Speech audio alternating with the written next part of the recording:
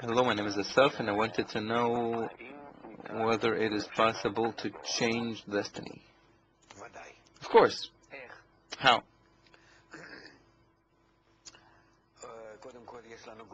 First of all, we have the lots. That the Torah refers a lot to the lot, to the Creator, and the lot to Azazel, and the lot, the fortune, is changed by the person himself. Because what we're given is our preliminary point, the point in which I'm at, and the root of my soul, which is the final point I have to reach. And I have to reach that root. And the way I advance towards it depends upon me. I have these 2 points in life. My current point, beginning, and end. The current point is where I'm at. That's a fact. And the final is where from my soul degraded and eventually reached me. And I have to rise exactly that same ladder, to that same point.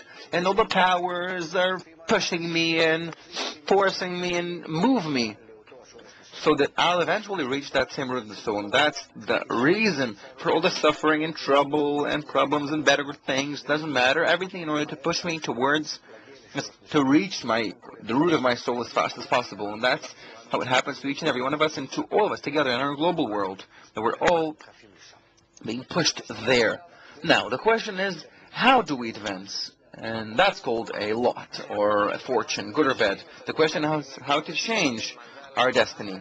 Let's say if I have bad luck and everything is bad, how can I change my destiny for the better? So it is written in the Torah that you advance, whether you want it or not, you are advancing and you have to reach a certain point. Now you have to choose the path. You can choose the path of suffering or the path of the light, the path of Torah. The path of suffering is where you don't want to recognize anything, and then you receive blows, smacks, time after time, pressure, problems, and you can't get rid of them. You finish your incarnation, you return again in your next incarnation here, reincarnation, and that's how incarnation after incarnation you absorb these blows and you advance gradually. It's a horrible path.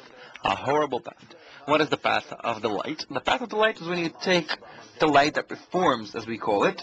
The light, this point is called good. This point, yes, the final point. Yes, the final point I have to reach. Because there is where my root of my soul is. I reach there, I reach complete harmony, abundance. So how do I move from today's thinking state to the different state? You have to, from that same point, where you exist already in your perfect, complete form, you have to attract upon yourself the light that performs from there. There, the light is fulfilling you internally. If I want to attract that light from there, it is called a surrounding light. It comes from afar and shines at me from. How can I attract that light from afar? So it is written how. By the study of the wisdom of Kabbalah. But why? What does it do, this study? Because the study of the wisdom of Kabbalah explains to me where am I there? What is the meaning of this upper good state? What does it mean that I raise, that I'm filled with abundance, with joy, with harmony, with tranquility? When I think about it, when I feel that, when I read about that in the writings of Kabbalists, then I attract this light from afar. And this light performs different corrections and begins to elevate me in the path of light. It's like a ladder? Yeah. Yes, it's like an elevator. Yes, it's like an elevator. And that's called changing my fortune from bad to good. Yes, by advance, by the light.